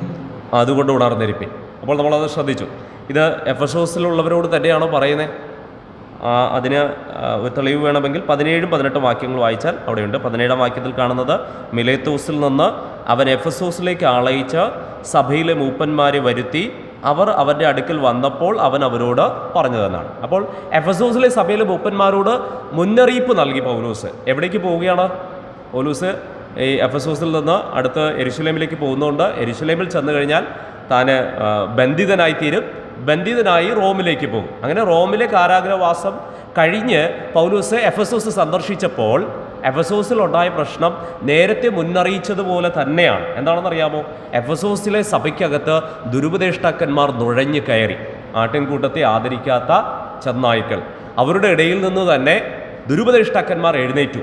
അപ്പോൾ അവരെ ശാസിക്കാനായിട്ടും അല്ലെങ്കിൽ അവരെ നിർത്തലാക്കാൻ, അവരെ മിണ്ടാതാക്കുവാൻ, സ്റ്റോപ്പ് ദ ഫോൾസ് ടീച്ചേഴ്സ് എന്നാണ് പറയുന്നത്, അവരെ മിണ്ടാതാക്കാനായിട്ട് പൗലോസ് തിമോത്തിയോസിന് നിർദ്ദേശം കൊടുത്തതായിട്ട് നമ്മൾ മനസ്സിലാക്കുന്നത്. ആ നിർദ്ദേശമാണ് 1-ാം അധ്യായം 3 മുതൽ 20 വരെയുള്ള വാക്യങ്ങൾ കാണുന്നത്. ഇനി സഭ വല്ലാണ്ട് കേടായി എന്ന് പറഞ്ഞാൽ എഫെസോസിലെ സഭ ഈ ദുരുപദേഷ്ടാക്കന്മാരുടെ പെരുപ്പം നിമിത്തം വല്ലാതെ നാശമായിക്കൊണ്ടിരിക്കുന്നൊരവസ്ഥയിൽ ആ ദുരുപദേഷ്ടാക്കന്മാരെ മിണ്ടാതാക്കുക മാത്രമല്ല, സഭയൊന്ന് റിപ്പയർ ചെയ്യേണ്ടതുണ്ട്, ഒന്ന് നീക്കേണ്ടതുണ്ട്. അതിനു വേണ്ട നിർദ്ദേശങ്ങളാണ് 2-ാം അധ്യായം 1-ാം വാക്യം മുതൽ 6-ാം അധ്യായം 22-ാം വാക്യം വരെ നമ്മൾ കാണുന്നത്. ഓക്കെ, അപ്പോൾ നമ്മുടെ മനസ്സിൽ നിൽക്കുമല്ലോ. 2 നിർദ്ദേശങ്ങളാണ് തിമോത്തിയോസിൻ്റെ ലേഖനത്തിൻ്റെ പ്രധാനപ്പെട്ട വിഷയം. ഒന്ന്, ദുരുപദേഷ്ടാക്കന്മാരെ വിലക്കുക, ആ വിലക്കുവാനുള്ള നിർദ്ദേശങ്ങൾ. 2, സഭയുടെ ജീവിതത്തിനാവശ്യമായ നിർദ്ദേശങ്ങൾ. ഇത് 2 നമ്മുടെ മനസ്സിലുണ്ടായിരിക്കട്ടെ. ഓക്കെ, ഇനി അതിൻ്റെ സബ് ഡിവിഷൻ എന്താണെന്ന് നോക്കാം. ദുരുപദേഷ്ടാക്കന്മാർക്കെതിരെയുള്ള മുന്നറിയിപ്പ്, അത് 3 മുതൽ 11 വരെയുള്ള വാക്യങ്ങൾ നമ്മൾ കാണുന്നു. 1-ാം അധ്യായം 3 മുതൽ 11 വരെയുള്ള വാക്യങ്ങൾ. 12 മുതൽ 17 വരെയുള്ള വാക്യങ്ങളിൽ പൗലോസ് അനുഭവിച്ച ദൈവകൃപ. ഇപ്പോൾ ഞാനിത് പറഞ്ഞു പോകുമ്പോൾ കണക്ഷൻ കിട്ടില്ല, അതുകൊണ്ട് തന്നെയാണ് ഞാനതിനെ കണക്ട് ചെയ്ത് അടുത്ത ഭാഗത്ത് പറയുന്നതായിരിക്കും. ഓക്കെ, അപ്പോൾ ദുരുപദേഷ്ടാക്കന്മാരെ വിലക്കുവാനുള്ള നിർദ്ദേശങ്ങളിൽ 4 കാര്യങ്ങൾ. 1, ദുരുപദേഷ്ടാക്കന്മാർക്കെതിരെയുള്ള മുന്നറിയിപ്പ്. 2, പൗലോസ് അനുഭവിച്ച ദൈവകൃപ. 3, തിമോത്തിയോസിനുള്ള ആവർത്തിത ആജ്ഞ. ഓക്കെ, 3 കാര്യങ്ങളാണ്. അതെന്തൊക്കെയാണെന്ന് നമ്മൾ പിന്നാലെ ചിന്തിക്കുന്നതായിരിക്കും. ഇനി സഭാജീവിതത്തിനാവശ്യമായ നിർദ്ദേശങ്ങൾ, അതാണ് നമ്മൾ അടുത്ത് ചിന്തിക്കുന്നത്. പൊതുവിലുള്ള പ്രാർത്ഥനയുടെ ആവശ്യകതയും ലക്ഷ്യവും, അത് 2-ാം അധ്യായം 1 മുതൽ 7 വരെയുള്ള വാക്യങ്ങളിൽ നമ്മൾ കാണുന്നുണ്ട്. 2-ാം അധ്യായം 1 മുതൽ 7 വരെയുള്ള വാക്യങ്ങൾ. പേടിക്കേണ്ട, നമ്മളിത് ആവർത്തിക്കും, അതുകൊണ്ട് ഞാനൊന്ന് അടുത്ത ഭാഗത്തേക്ക് ചെല്ലുകയാണ്. സ്ത്രീ പുരുഷന്മാരുടെ സ്വഭാവ രീതിയും ഉത്തരവാദിത്തങ്ങളും, അത് 2-ാം അധ്യായം 8 മുതൽ 15 വരെയുള്ള വാക്യങ്ങളിൽ നമ്മൾ കാണുന്നുണ്ട്. 3-ാമതേത് സഭാ നേതൃത്വത്തിനുള്ള നിർദ്ദേശങ്ങൾ. 3-ാം അധ്യായം 1 മുതൽ 13 വരെയുള്ള വാക്യങ്ങൾ സഭാ നേതൃത്വത്തിനുള്ള നിർദ്ദേശങ്ങൾ. 4, ഒരു സംക്ഷേപമാണ്, എന്ന് പറഞ്ഞാൽ ഒരു സമ്മറി. ഇതുവരെ പറഞ്ഞ കാര്യങ്ങൾക്കൊരു സമ്മറിയാണ്. ആ സമ്മറിയിൽ കാണുന്നത് താൻ എന്താണോ പ്രബോധിപ്പിച്ചത് അതിൻ്റെ ഉദ്ദേശവും ദൈവഭക്തിയുടെ മർമ്മവും, ഇത്രയും പറഞ്ഞുകൊണ്ട് ഈ 3-ാം അധ്യായം അവസാനിപ്പിക്കുകയാണ് ചെയ്യുന്നത്. ഓക്കെ, അപ്പോൾ ഒരു സംക്ഷേപമാണ് നമ്മളവിടെ കാണുന്നത്. ഇനി 4-ാം അധ്യായം 1 മുതൽ 16 വരെയുള്ള വാക്യങ്ങളിൽ ഗ്രഹിച്ചിരിക്കുന്ന സത്യത്തെ കാക്കുക, ഗാഡ്, കീപ്പ് എന്നുള്ള വാക്കാണ് നമ്മളവിടെ കാണുന്നത്. ഗ്രഹിച്ചിരിക്കുന്ന സത്യത്തെ കാക്കുക. അടുത്ത് കാണുന്നത് 5-ാം അധ്യായം 1 മുതൽ 6 വരെയുള്ള വാക്യങ്ങൾ സഭയിലെ വിഭാഗങ്ങളോടുള്ള ഇടപെടൽ. എന്ന് പറഞ്ഞാൽ ഭിന്നതയിലിരിക്കുന്നവരെന്നല്ല, വിവിധ പ്രായ വിഭാഗത്തിലുള്ളവർ, അതുപോലെ സാമൂഹിക സ്ഥിതിയിൽ എന്ന് പറഞ്ഞാൽ യജമാനന്മാർ, ദാസന്മാർ എന്നുള്ള വിഭാഗങ്ങൾ അതിനകത്തുണ്ട്. ആ വിഭാഗങ്ങളോടുള്ള ഇടപെടൽ എങ്ങനെയായിരിക്കണമെന്ന് 5-ാം അധ്യായം 1 മുതൽ 6 വരെയുള്ള വാക്യങ്ങളിൽ കാണുന്നുണ്ട്. 6-ന്റെ 3 മുതൽ 22 വരെയുള്ള വാക്യങ്ങൾ വായിച്ചാൽ ഒരു സമ്മിശ്രമായ അനുശാസനം എന്ന് പറഞ്ഞാൽ അവിടെ ദ്രവ്യാഗ്രഹത്തെക്കുറിച്ച് പറയുന്നുണ്ട്, ദൈവഭക്തിയെക്കുറിച്ച് പറയുന്നുണ്ട്, ദുരുപദേഷ്ടാക്കന്മാരെക്കുറിച്ച് വീണ്ടും ആവർത്തിച്ച് പറയുന്നുണ്ട്. അപ്പോൾ അത് സമ്മിശ്രമായ അനുശാസനങ്ങളോടുകൂടിയാണ് ഈ ലേഖനം അവസാനിപ്പിക്കുന്നത്. ഓക്കെ, ഇപ്പോൾ നമ്മൾ തുടങ്ങുകയാണ്. 1-ാം അധ്യായത്തിൽ 1-ാം വാക്യം മുതലുള്ള ഭാഗങ്ങൾ നമ്മൾ വേഗത്തിൽ ചിന്തിക്കുകയാണ്, ഒന്ന് വായിക്കുകയും വേണം. അപ്പോൾ പുസ്തക സംഗ്രഹമാണ്, summary of the book. Okay, ഇത് ഒന്ന് ടേസ്റ്റ് ചെയ്തിട്ട് നമ്മൾ ഓരോന്നായിട്ട് ചിന്തിക്കാനായിട്ട് പോവുകയാണ്. തിമോത്തിയോസിനുള്ള അപ്പോസ്തലൻ്റെ അഭിവാദനം, അത് നമ്മൾ നേരത്തെ കണ്ടു. 1-ാം അധ്യായം 1-2 വാക്യങ്ങളിൽ പൗലോസ് അഭിവാദനം അറിയിക്കുന്നതാണ് നമ്മൾ കാണുന്നത്. നിനക്ക് കൃപയും കനിവും സമാധാനവും ഉണ്ടാകട്ടെ, അങ്ങനെയാണ് 2-ാം വാക്യത്തിൽ നമ്മൾ കാണുന്നത്. അത് പൗലൂസിൻ്റെ അഭിവാദനമാണ്. ആ 2 വാക്യങ്ങൾ തന്നെ പല കാര്യങ്ങൾ നമുക്ക് ചിന്തിക്കാനുണ്ട്, അത് പിന്നാലെ നമ്മൾ ചിന്തിക്കുന്നതായിരിക്കും. ഓക്കെ, ഇനി ഞാൻ നേരത്തെ പറഞ്ഞതുപോലെ 1-ാം അധ്യായം 3 മുതൽ 20 വരെയുള്ള വാക്യങ്ങളിൽ ദുരുപദേഷ്ടാക്കന്മാരെ വിലക്കുവാനുള്ള നിർദ്ദേശങ്ങളാണ് അവിടെ കാണുന്നത്. ഓക്കെ, നിർദ്ദേശം അവിടെ നമുക്ക് ആ വാക്യം ഒന്ന് വായിക്കുമ്പോൾ 3-4 വാക്യങ്ങളൊന്ന് വായിക്കാം. 1-ാം അധ്യായം 3-4 വാക്യങ്ങൾ. അനദ്യ ഉപദേശിക്കരുതെന്നും വിശ്വാസം എന്ന ദൈവ വ്യവസ്ഥയ്ക്കല്ല, തർക്കങ്ങൾക്ക് മാത്രം ഉതകുന്ന കെട്ടുകഥകളെയും അന്തമില്ലാത്ത വംശാവലികളെയും ശ്രദ്ധിക്കരുതെന്നും ചിലരോട് ആജ്ഞാപിക്കേണ്ടത് നീ എഫെസോസിൽ താമസിക്കണമെന്ന് ഞാൻ മക്കദോനിക്ക് പോകുമ്പോൾ അപേക്ഷിച്ചതുപോലെ ഇപ്പോഴും ചെയ്യുന്നു. ഓക്കെ, അവിടെ പൗലോസ് പറയുന്ന ഒരു കാര്യം, തിമോത്തിയോസ് എവിടെ താമസിക്കണം? എഫെസോസിൽ താമസിക്കണം. എന്തിനാ താമസിക്കേണ്ടത്? ചിലരോട് ആജ്ഞാപിക്കേണ്ടതിന്. എന്ത് ആജ്ഞാപിക്കേണ്ടതിനാണ്? അവർ ചെയ്തുകൊണ്ടിരിക്കുന്ന കാര്യങ്ങൾ അരുത് എന്ന് പറയാൻ. അതെന്തൊക്കെയാണെന്ന് നമ്മൾ വിശദമായിട്ട് ചിന്തിക്കുന്നതായിരിക്കും. ഓക്കെ, അപ്പോൾ എഫെസോസിലെ സഭയിൽ ചിലരോട് തിമോത്തിയോസ് ആജ്ഞാപിക്കണം. എന്താ? അവരെന്താണോ ചെയ്തുകൊണ്ടിരിക്കുന്നത് അതെന്ത് ചെയ്യരുത്, ഇനി അരുത്, അത് പാടില്ല. അത് പറയാൻ വേണ്ടിയിട്ട് പൗലോസ് തിമോത്തിയോസിനെ എഫെസോസിലാക്കി. പൗലോസ് എവിടേക്ക് പോവുകയായിരുന്നു? മക്കദോനിയയ്ക്ക് പോവുകയായിരുന്നു. ഓക്കെ, അപ്പോൾ മക്കദോനിയയ്ക്ക് പോകുമ്പോൾ പൗലോസ് തിമോത്തിയോസിനോട് ചിലരോട് ആജ്ഞാപിക്കാനായിട്ട് തിമോത്തിയോസ് എഫെസോസിൽ താമസിക്കണമെന്ന് പറഞ്ഞു. അത് തന്നെ പൗലോസ് വീണ്ടും അപേക്ഷിക്കുകയാണ്. അതാണ് പറഞ്ഞത്, ഞാൻ മക്കദോനിയയ്ക്ക് പോകുമ്പോൾ അപേക്ഷിച്ചതുപോലെ ഇപ്പോഴും ചെയ്യുന്നു. അപ്പോൾ പൗലോസ് എന്താണോ തിമോത്തിയോസിനോട് നേരത്തെ പറഞ്ഞത് അത് ഒന്നുകൂടെ പ്രസ്താവിക്കുന്നു. അതാണ് ഞാൻ അവിടെ എഴുതിയിരിക്കുന്ന തിമോത്തിയോസിനുള്ള ആജ്ഞ പ്രസ്താവിക്കും. മനസ്സിലായെന്ന് കരുതുകയാണ്. ഓക്കെ, അപ്പോൾ നമ്മൾ ഇനി നിങ്ങൾ ഈ ഭാഗം വായിക്കുമ്പോൾ ഒന്നും അറിയാതെ വായിച്ചു എന്ന് വേണ്ട, നമുക്ക് ഇത് മനസ്സിലാക്കിക്കൊണ്ട് വായിക്കാം. അപ്പോൾ 1-ാമത്തെ ഭാഗത്ത് നമ്മൾ കാണുന്നത് തിമോത്തിയോസിനോട് പൗലോസ് മക്കദോനിയയ്ക്ക് പോകുമ്പോൾ എഫെസോസിൽ താമസിക്കണമെന്ന് പറഞ്ഞതിൻ്റെ അതേ കാര്യം ഒന്നുകൂടെ പ്രസ്താവിച്ച് കാണുന്നു. അതാണ് 3-4 വാക്യങ്ങളിൽ കാണുന്നത്. ഓക്കെ, ഇനി അവിടെ നമ്മൾ വായിച്ചപ്പോൾ അന്യത ഉപദേശിക്കരുത്, വിശ്വാസമെന്ന ദൈവവ്യവസ്ഥയ്ക്കല്ല, തർക്കങ്ങൾക്ക് മാത്രം ഒതുങ്ങുന്ന കെട്ടുകഥകളെയും അന്തമില്ലാത്ത വംശാവലികളെയും ശ്രദ്ധിക്കരുതെന്ന് എന്ന് പറഞ്ഞിരിക്കുന്നു. ഇതെല്ലാം ന്യായപ്രമാണ സംബന്ധമായ വിഷയങ്ങളാണ്. ഓക്കെ, ന്യായപ്രമാണ സംബന്ധമായ വിഷയങ്ങൾ സഭയ്ക്കകത്ത് എഴുന്നേറ്റ് നിന്ന് പറയുന്ന ചിലരുണ്ട്. അവരോട് അത് പറയരുതെന്ന് പറയാൻ വേണ്ടിയിട്ടാണ് പൗലോസ് തിമോത്തിയോസിനെ എഫെസോസിലാക്കിയത്. ഓക്കെ, ന്യായപ്രമാണ സംബന്ധമായി. ന്യായപ്രമാണം എന്ന് പറയുമ്പോൾ മോശയുടെ ന്യായപ്രമാണം, പഞ്ചഗ്രന്ഥങ്ങൾ, പ്രത്യേകിച്ച് പുറപ്പാട് പുസ്തകം മുതലുള്ള ആ ന്യായപ്രമാണ കൽപ്പനകൾ, അത് വീണ്ടും സഭയ്ക്കകത്ത് പഠിപ്പിക്കുന്ന, നേരായിട്ടല്ല അവർ പഠിപ്പിക്കുന്നത്. അതെന്താണെന്ന് നമ്മൾ അവിടെ കാണുന്നുണ്ട്. 6-7 വാക്യങ്ങളിൽ അത് നമ്മൾ കാണുന്നുണ്ട്. എന്താ വായിക്കുന്നത്? 6-7 വാക്യങ്ങൾ. 1-7. ചിലർ വിട്ടുമാറി വൃദ്ധാവാദത്തിലേക്ക് തിരിഞ്ഞു ധർമ്മോപദേഷ്ടാക്കന്മാരായിരിക്കാൻ ഇച്ഛിക്കുന്നു. തങ്ങൾ പറയുന്നത് ഇന്നതെന്നും സ്ഥാപിക്കുന്നത് ഇന്നതെന്നും ഗ്രഹിക്കുന്നില്ലാതാനും. ഓക്കെ, ഈ സഭയ്ക്കകത്ത് എഴുന്നേറ്റ് നിന്ന് സംസാരിക്കുന്നവർ അവർ ധർമ്മോപദേഷ്ടാക്കന്മാരായിരിക്കുവാൻ ആഗ്രഹിക്കുന്നുവെന്നാണ് നമ്മളവിടെ കാണുന്നത്. ഓക്കെ, അപ്പോൾ ധർമ്മോപദേഷ്ടാക്കന്മാർ എന്ന് പറഞ്ഞാൽ ന്യായപ്രമാണ ഉപദേഷ്ടാക്കന്മാർ, അതാണ് നമ്മളവിടെ മനസ്സിലാക്കുന്നത്.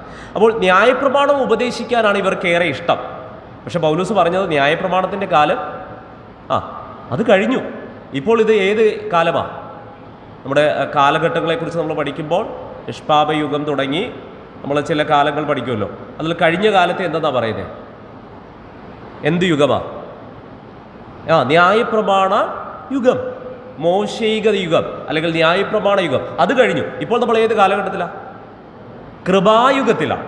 ഓക്കെ, അപ്പോൾ പൗലോസ് ഏതെല്ലാം സഭകളിൽ ചെന്നോ അവിടെയെല്ലാം ന്യായപ്രമാണത്തിൻ്റെ ആവശ്യകത ഇനി ഇല്ല എന്നുള്ളത് വളരെ വ്യക്തമായിട്ട് പഠിപ്പിച്ചിട്ടുണ്ട്. എന്നാൽ പൗലോസ് പോയ ശേഷം വീണ്ടും ന്യായപ്രമാണം ഉപദേശിക്കുവാൻ ഇഷ്ടപ്പെട്ടവരായിട്ട് സഭയ്ക്കകത്ത് കടന്നുകൂടിയവർ. പക്ഷെങ്കിൽ അവർ പറയുന്നത് പോലും അവർക്ക് എന്തില്ല, ശരിയായിട്ടുള്ള ഗ്രാഹ്യമില്ല. അതാണ് നമ്മൾ വായിക്കുന്നത്.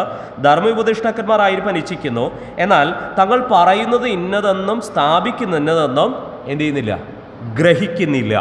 അപ്പോൾ തിമോഥെയോസ് ആയിരിക്കുന്ന സഭയിൽ ധർമ്മോപദേഷ്ടാക്കന്മാരായിരിക്കുന്നവരോട് അവരെ മിണ്ടാതാക്കണം. കാരണം അവർ വൃഥാവാദത്തിൽ ഏർപ്പെടുകയാണ്. അത് മാത്രമല്ല, അവർ എന്താണ് പറയുന്നതെന്ന് അവർക്ക് തന്നെ നിശ്ചയമില്ല എന്നാണ് പൗലോസ് പറയുന്നത്. പൗലോസിന് വല്ല നിശ്ചയമുണ്ടോ? നോക്കുക, അടുത്ത പൗലോസ് അത് എന്താണെന്ന് പറയുന്നു. 8 മുതൽ 10 വരെയുള്ള വാക്യങ്ങൾ വായിച്ച് നമുക്ക് പോകാനായിട്ട് സമയം കുറവുണ്ട്. അതുകൊണ്ട് ഞാൻ വേഗത്തിൽ അത് പറയാം. പൗലോസ് പറയുന്നേ അതിൻ്റെ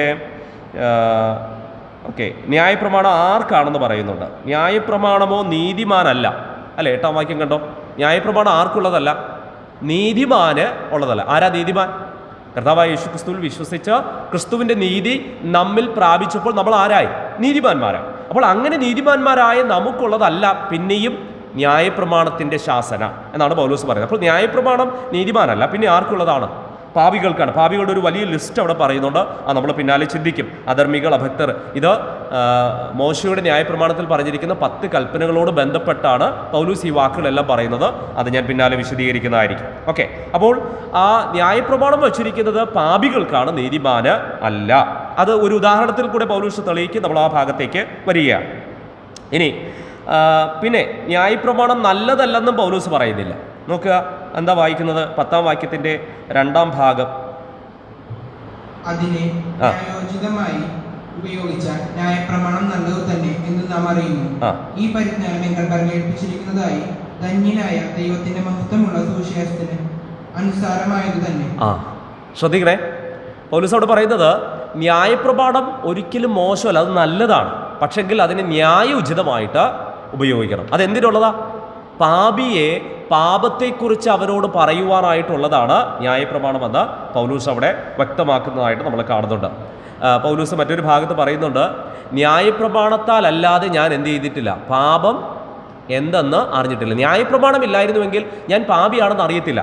രോഗിക്ക് തനിക്ക് രോഗമുണ്ടെന്ന് തിരിച്ചറിയാതെ ഒരിക്കലും രോഗം ശമനത്തിനായിട്ട് വൈദ്യൻ്റെ അടുക്കൽ ചെല്ലില്ല എന്നുള്ളതുപോലെ ന്യായപ്രമാണമാണ് നമുക്ക് പാപത്തെക്കുറിച്ചുള്ള ബോധം വരുത്തിയത്. അല്ലെങ്കിൽ ഞാൻ പാപിയാണെന്ന് തന്നെ പഠിപ്പിക്കുന്നത് ന്യായപ്രമാണമാണ്. അപ്പോൾ ആ ന്യായപ്രമാണം നല്ലതാണ്. അത് ന്യായോചിതമായി ഉപയോഗിച്ചാൽ അത് സുവിശേഷത്തിന് അനുസാരമായതാണ്. സുവിശേഷത്തിന് എതിരെ നിൽക്കുന്നതല്ല, പിന്നെയോ സുവിശേഷത്തിന് അനുസാരമായതാണ് ന്യായപ്രമാണമെന്ന് പൗലോസ് അവിടെ പറയുന്നുണ്ട്. അത്രയും ഭാഗം നിങ്ങളുടെ മനസ്സിലുണ്ടാകുമെന്ന് ഞാൻ കരുതുകയാണ്. അപ്പോൾ 3-4 വാക്യങ്ങൾ വായിക്കുമ്പോൾ നമ്മൾ അവിടെ തിമോഥെയോസിന് പൗലോസ് കൊടുത്ത ആജ്ഞ വീണ്ടും റിപ്പീറ്റ് ചെയ്യുകയാണ്. എന്നിട്ട് പറയുകയാണ്, ന്യായപ്രമാണ ഉപദേഷ്ടാക്കന്മാർ, ധർമ്മോപദേഷ്ടാക്കന്മാർ അവർ ന്യായപ്രമാണം അറിയില്ല. അതുമാത്രമല്ല, ന്യായപ്രമാണം നല്ലതാണ്, അത് ന്യായോചിതമായിട്ട് ഉപയോഗിക്കുകയാണെങ്കിൽ നല്ലതാണെന്ന് പൗലോസ് അവിടെ പറയുന്നു. ഇനി അതൊരു ഉദാഹരണത്തിൽ കൂടെ പറയുന്നത് എന്താണെന്ന് നമുക്ക് നോക്കാം. പൗലോസ് അനുഭവിച്ച ദൈവകൃപ, അതാണ് അതിൻ്റെ 12 മുതൽ 17 വരെയുള്ള വാക്യങ്ങളിൽ നമ്മൾ കാണുന്നത്. തിമോഥെയോസിൻ്റെ 1-ാം ലേഖനം 1-ാം അധ്യായം നമ്മൾ പഠിക്കുന്ന 13-ാം വാക്യം. അവിടെ പൗലോസ് തൻ്റെ പാപത്തെക്കുറിച്ചൊരു കാര്യം പറയുന്നുണ്ട്. ഒന്ന് വായിക്കാമോ? മുമ്പേ ഞാൻ ദൂഷകനും ഉപദ്രവിയും നിഷ്ഠൂരനും ആയിരുന്നു, എങ്കിലും അവിശ്വാസത്താൽ അറിയാതെ ചെയ്തതാകൊണ്ട് എനിക്ക് കരുണ ലഭിച്ചു. ഓക്കെ, പൗലോസ് അവിടെ തൻ്റെ പാപത്തെക്കുറിച്ച് പറയുന്ന 3 കാര്യങ്ങൾ, അതും പിന്നാലെ നമ്മൾ ചിന്തിക്കുന്നതായിരിക്കും. പറയുന്നത്, ഞാൻ ആരായിരുന്നു? ദൂഷകൻ, ഉപദ്രവി, നിഷ്ഠൂരൻ എന്നാണ് പൗലോസ് തൻ്റെ പാപത്തെക്കുറിച്ച് പറയുന്നത്. ഈ പാപം തനിക്ക് ബോധം വരുത്തിയത് തീർച്ചയായിട്ടും ന്യായപ്രമാണമാണ്. റോമാലേഖനം 7-ാം അധ്യായം 7-ാം വാക്യം. ആകയാൽ നാം എന്തു പറയുന്നു? ന്യായപ്രമാണം പാപമെന്നോ ഒരു നാളും വരുത്. എങ്കിലും ന്യായപ്രമാണത്താൽ അല്ലാതെ ഞാൻ പാപത്തെ അറിഞ്ഞില്ല. മോഹിക്കരുതെന്ന് ന്യായപ്രമാണം പറയാതിരുന്നെങ്കിൽ ഞാൻ മോഹത്തെ അറിയുകയില്ലായിരുന്നു. അപ്പോൾ ന്യായപ്രമാണം നല്ലതാ. എന്തിനാ? എൻ്റെ പാപത്തെക്കുറിച്ച് എന്നെ പഠിപ്പിക്കുവാൻ, ഞാൻ പാപിയാണെന്നുള്ളത്, എന്തെല്ലാം പാപത്തിൽ ഞാൻ പെടരുതെന്ന് എന്നെ സൂക്ഷിക്കുവാൻ, വളരെ എന്നെ നയിക്കാനായിട്ട് ന്യായപ്രമാണം നല്ലതാണെന്നുള്ളത് അവിടെ നിന്ന് നമുക്ക് മനസ്സിലാക്കാനായിട്ട് കഴിയും. എന്നാൽ ന്യായപ്രമാണമല്ല പൗലോസിനെ രക്ഷിച്ചത്. ന്യായപ്രമാണം പൗലോസ് പാപിയാണെന്ന് പറയാനേ ന്യായപ്രമാണത്തിന് കഴിയുള്ളൂ. പക്ഷേ ന്യായപ്രമാണത്തിന് പൗലോസിനെ രക്ഷിക്കാൻ കഴിയുമോ? ഇല്ല. പിന്നെ ആരെ രക്ഷിക്കുന്നത്? അതാണ് അവിടെ നമ്മൾ വായിക്കുന്നത്. തിമോഥെയോസിൻ്റെ 1-ാം ലേഖനം 1-ാം അധ്യായം 14-ാം വാക്യം. വായിക്കാമോ? നമ്മുടെ കർത്താവിന്റെ കൃപ ക്രിസ്തു യേശുവിലുള്ള വിശ്വാസത്തോടും സ്നേഹത്തോടും കൂടെ അത്യന്തം വർദ്ധിച്ചുമിരിക്കുന്നു. കർത്താവിന്റെ കൃപ ക്രിസ്തുവേശുവിലുള്ള വിശ്വാസത്തോടും സ്നേഹത്തോടും കൂടെ അത്യന്തം വർദ്ധിച്ചു. അപ്പോൾ കൃപ എന്നിൽ വർദ്ധിച്ചു. നമ്മൾ റോമാലേഖനത്തിൽ അത് തന്നെയാണ് വായിക്കുന്നത്. പാപം പെരുകിയെടുത്ത എന്ത് പെരുകി? കൃപ അത്യന്തം പെരുകിയെന്നാണ്. അപ്പോൾ കൃപയാലാണ് പൗലോസ് രക്ഷ പ്രാപിക്കാനായിട്ട് ഇടയായിത്തീർന്നത്. ഇനി യോഹന്നാന്റെ സുവിശേഷം 1-ാം അധ്യായം 17-ാം വാക്യം അവിടെ വായിച്ചാൽ ന്യായപ്രമാണം 6 മുഖാന്തരം വന്നു, മോശ മുഖാന്തരം വന്നു, കൃപയും സത്യവും യേശുക്രിസ്തു മുഖാന്തരം വന്നു. യോഹന്നാൻ 1:17 വായിക്കുവാൻ നമുക്ക് അങ്ങോട്ട് പോകാനായിട്ട് നിർവാഹമില്ല. അപ്പോൾ പൗലോസ് പറയുന്നത് ന്യായപ്രമാണം നല്ലതെന്ന് പൗലോസ് പറഞ്ഞ ആർഗ്യുമെന്റ് പൗലോസ് ഇവിടെ തെളിയിക്കുക. എന്താ തെളിയിക്കുന്നത്? എങ്ങനെയാണ് തെളിയിക്കുന്നത്? ന്യായപ്രമാണം എന്തിന് നല്ലതെന്നാണ് പറഞ്ഞത്? പാപത്തെ ചൂണ്ടിക്കാണിക്കാൻ ന്യായപ്രമാണം നല്ലതാണ്. പൗലോസ് എന്ന വ്യക്തിയുടെ പാപത്തെ ചൂണ്ടിക്കാണിച്ചത് എന്താ? ന്യായപ്രമാണം. പക്ഷേ ന്യായപ്രമാണത്തിന് രക്ഷിക്കാൻ കഴിയില്ല. രക്ഷിക്കാൻ കഴിയുന്നത് ആർക്ക് മാത്രമേ ഉള്ളൂ? കർത്താവായ യേശുക്രിസ്തുവിനും യേശുക്രിസ്തുവിൽ കൂടെയുള്ള കൃപയ്ക്കും. അങ്ങനെ പൗലോസ് പറയുകയാണ്, ന്യായോചിതമായിട്ട് ഉപയോഗിച്ചിരുന്നുവെങ്കിൽ ന്യായപ്രമാണം നല്ലതാണ്. പക്ഷെ ദുരുപദേഷ്ടാക്കന്മാർ അത് ന്യായോചിതമായിട്ടല്ല ഉപയോഗിക്കുന്നത്. അതുകൊണ്ട് അവരുടെ വായ നീ അടയ്ക്കണം. അതാണ് 1-ാം അധ്യായത്തിൻ്റെ നിർദ്ദേശം. കിട്ടിയോ? 1-ാം അധ്യായം ഏതാണ്ടൊക്കെ മനസ്സിലായോ? നമ്മളത് ഇനി വിശദീകരിച്ച് പഠിക്കാനായിട്ട് പോവുകയാണ്. ഇതൊരു സംക്ഷിപ്തമായിട്ട് ഞാൻ അങ്ങ് പറഞ്ഞതേ. ഓക്കെ. ഇനി അത് കഴിഞ്ഞിട്ട് വീണ്ടും പൗലോസ് ആവർത്തിക്കുകയാണ്, ആജ്ഞ ആവർത്തിക്കുകയാണ്. നോക്കുക 18-ാം വാക്യം. മകനെ തിമോത്തിയോസേ, മുമ്പുണ്ടായ പ്രവചനങ്ങൾക്കൊത്തവണ്ണം ഞാൻ ഈ ആജ്ഞ നിനക്ക് ഏൽപ്പിക്കുന്നു. 3-ാം വാക്യത്തിൽ ഈ ആജ്ഞ എന്നുള്ള വാക്ക് നമ്മൾ കണ്ടതാണ്. വീണ്ടും അത് തന്നെ പറഞ്ഞ് അവസാനിപ്പിക്കുകയാണ്. ഞാൻ നിനക്ക് ആജ്ഞ ഏൽപ്പിക്കുന്നു, നീ വിശ്വാസവും നല്ല മനസാക്ഷിയും ഉള്ളവനായി അവയെ അനുസരിച്ച് നല്ല യുദ്ധസേവ ചെയ്യുക. നോക്കുക, ഈ ദുരുപദേഷ്ടാക്കന്മാർ നിമിത്തം സഭയിൽ നേതൃത്വത്തിലുള്ള 2 പേർ തന്നെ പൗലോസ് പറയുകയാണ്, ഞാൻ അവരെ പിശാചിനെ ഏൽപ്പിച്ചു എന്ന്. നോക്കുക, അതാണ് നമ്മൾ 19-ാം വാക്യം. ചിലർ നല്ല മനസാക്ഷി തള്ളിക്കളഞ്ഞിട്ട് അവരുടെ വിശ്വാസ കപ്പൽ തകർന്നുപോയി. ഹുമനിയോസും അലക്സാണ്ടറും ഈ കൂട്ടത്തിലുള്ളവരാകും. ശ്രദ്ധിക്കുക, ദൈവസഭയ്ക്കകത്ത് ദുരുപദേഷ്ടാക്കന്മാർ കടന്നു വന്നത് കൊണ്ടുള്ള ദോഷമാണ് നമ്മൾ കണ്ടത്. 2 പേരുടെ വിശ്വാസ കപ്പൽ തകർന്നുപോയി എന്ന് നമ്മളവിടെ കാണുന്നുണ്ട്. പൗലോസ് അവരെ പറയുന്നത് അവരെ സാത്താനെ ഏൽപ്പിക്കുക സമം അവരെ സഭയിൽ നിന്ന് പുറത്താക്കുക എന്നുള്ളതാണ്. അതിൻ്റെ ഭാഗത്തേക്കൊക്കെ നമ്മൾ വരും. അപ്പോൾ 1-ാം അധ്യായം നമ്മൾ അവസാനിപ്പിച്ചു. വേഗത്തിൽ നമുക്ക് 2-ാം അധ്യായത്തിലേക്ക് വരാം. സഭാജീവിതത്തിന് ആവശ്യമായ നിർദ്ദേശങ്ങൾ. ഓക്കെ, 1-ാമത്തേത് ദുരുപദേഷ്ടാക്കന്മാർക്കെതിരെയുള്ള നിർദ്ദേശങ്ങൾ. 2 സഭാ ജീവിതത്തിനാവശ്യമായ നിർദ്ദേശങ്ങൾ. അതാണ് നമ്മൾ ചിന്തിക്കുന്നത്. 2-ാം അധ്യായം 1 മുതൽ 7 വരെയുള്ള വാക്യങ്ങൾ നമ്മൾ വായിച്ചാൽ അവിടെ പൊതുവിലുള്ള പ്രാർത്ഥനയുടെ ആവശ്യകതയും ലക്ഷ്യവുമാണ് പറഞ്ഞിരിക്കുന്നത്. സഭയ്ക്കകത്ത് പൊതുവിൽ സഭ കൂടി വരുമ്പോൾ പ്രാർത്ഥന ആവശ്യമാണ്. എന്തുകൊണ്ടത് ആവശ്യം? ആ പ്രാർത്ഥനയിൽ കൂടെ ലക്ഷ്യമാക്കുന്ന എന്താണ്? അതാണ് 2-ാം അധ്യായം 1 മുതൽ 7 വരെയുള്ള വാക്യങ്ങൾ കാണുന്നത്. ദുരുപദേഷ്ടാക്കന്മാരുടെ ഉപദേശവും സഭയെ വിവിധ നിലകളിൽ ബാധിച്ചു. എങ്ങനെയൊക്കെയാണെന്ന് ഞാൻ ഒരു കാര്യം ഓൾറെഡി പറഞ്ഞു. സഭയിലെ നേതൃത്വവും വിശ്വാസികളും വിമർശന സ്വഭാവമുള്ളവരും ദൂഷണം പറവാൻ മടിയില്ലാത്തവരുമായി തീർന്നു. അതാണ് നമ്മൾ 19-20 വാക്യങ്ങൾ വായിച്ചത്. ചിലർ നല്ല മനസാക്ഷി തള്ളിക്കളഞ്ഞിട്ട് അവരുടെ വിശ്വാസ കപ്പൽ തകർന്നുപോയി. അതിൽ 2 പേരെ പൗലോസ് പേരെടുത്ത് പറയുന്നുണ്ട്. ഒന്ന് ഹ്യൂമനിയോസ്, മറ്റൊന്ന് അലക്സാണ്ടർ. അവരെന്ത് ചെയ്യണമെന്നാണ് പറഞ്ഞിരിക്കുന്നത്? പുറത്താക്കണമെന്ന്. സഭയിലെ മൂപ്പന്മാരെ പുറത്താക്കാനായിട്ട് സഭയിൽ അധികാരം അന്ന് 1-ാം നൂറ്റാണ്ടിൽ ഉണ്ടായിരുന്ന അപ്പോസ്തലൻ പറയുകയാണ്, ഞാൻ എന്ത് ചെയ്തിരിക്കുന്നു? അവരെ സാത്താന് ഏൽപ്പിച്ചിരിക്കുന്നു എന്നാണ് പൗലോസ് അവിടെ പറയുന്നത്. അപ്പോൾ അവർ സഭയിലെ ദൂഷണം വന്നത് എന്ന് പറഞ്ഞാൽ ദുരുപദേശം വന്നത് നിമിത്തം സഭയിലെ മൂപ്പന്മാർ പോലും ഒരുപക്ഷെ തെറ്റിപ്പോകേണ്ടതായിട്ട് വന്നു. അങ്ങനെയാണോ എന്നുള്ളത് നമ്മൾ പിന്നാലെ ചിന്തിക്കും. ഓക്കെ, ഇനി വിശ്വാസികളിൽ അഭക്തിയും അവജ്ഞയും വർദ്ധിക്കുവാനിടയാക്കിയത് കൂടാതെ സഭയിൽ കലക്കവും അസ്വസ്ഥതയും ഉളവാക്കി. ഓക്കെ, 2-ാം അധ്യായം 1-ാം വാക്യം ഒന്ന് വായിക്കാമോ? 2-ാം അധ്യായം 1-ാം വാക്യം. എന്നാൽ സകല മനുഷ്യർക്കും നാം സർവഭക്തിയോടും ഘനത്തോടും കൂടെ സാവധാനതയും സ്വസ്ഥതയും ഉള്ള ജീവനം കഴിക്കേണ്ടതിനും വിശേഷാൽ രാജാക്കന്മാർക്കും സകല മതി അവിടെ നമ്മൾ വായിക്കുന്നേ സകല മനുഷ്യർക്കും വേണ്ടി പ്രാർത്ഥിക്കണമെന്നാണ്. അതെന്തിനു വേണ്ടിയാ? നാം സർവഭക്തിയോടും ഘനത്തോടും കൂടെ. ഞാൻ അവിടെ എഴുതിയിരിക്കുന്ന നോക്കുക, വിശ്വാസികൾ ഭക്തിയല്ല ഇപ്പോൾ ഉണ്ടായിരിക്കുന്നത്, പിന്നെ എന്താ? അഭക്തിയാണ്. അവിടെ ഘനത്തോടുകൂടെ എന്ന് പറഞ്ഞാൽ ഗൗരവത്തോടുകൂടെ ജീവിതം നയിക്കേണ്ട വിശ്വാസികൾ ഇപ്പോൾ വളരെ അവജ്ഞയോടുകൂടിയാണ് ജീവിതം നയിക്കുന്നത്. അപ്പോൾ ഭക്തിയില്ല, അഭക്തിയാണ്. ഗൗരവമല്ല, ഘനശാലികളായിട്ടല്ല ഇരിക്കുന്നത്, പിന്നെയോ അവജ്ഞയുള്ളവരായിട്ടാണ് ഇരിക്കുന്നത്. പിന്നെ അടുത്ത് നമ്മൾ വായിക്കുന്നത് സാവധാനതയും സ്വസ്ഥതയുമുള്ള ജീവനം കഴിക്കേണ്ടതിന്.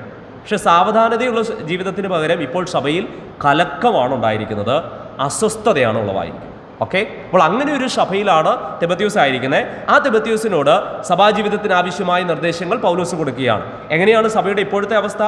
അഭക്തി അതിനകത്തുണ്ട്, അവജ്ഞയോടുകൂടിയാണ് വിശ്വാസികൾ ജീവിതം നയിക്കുന്നത്, കലഹം അതിനകത്തുണ്ട്, അതുമാത്രമല്ല അസ്വസ്ഥതയും ഉളവായിരിക്കുക.